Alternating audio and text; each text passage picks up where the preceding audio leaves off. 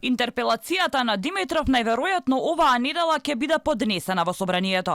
А потоа, спикерот Џафери треба да му ја испрати на вице-премиерот и во рок од 15 дена Димитров треба да ги напише своите образложенија зошто смета дека не е одговорен за неуспехот на Македонија. Од опозицијската ВМРО ДПМН велат одговорност мора да има, а прв чекор е токму интерпелација. Димитров пак се јави со реакција. Собраниската процедура за барање негова одговорност била директен напад кон државата и закана.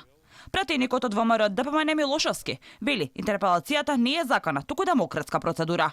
Споредувањето на еден министер со државата и прозивките за интерпелација да ги споредува дека е тоа напад врз државата, тоа е голем политички егоизам, кој што веројатно соодветствува на карактерот на министерот, но како и да е, сакал или не, министерот Димитров носи одговорност за неуспешното и лажно прославување на датуми, за на крајот да видиме цела држава дека е во разочарување од неколку добиени блокади и многу понижување. Од опозицијата му замеруваат на Димитров и што не се одзива на поканите на комисиите во законодавниот дом.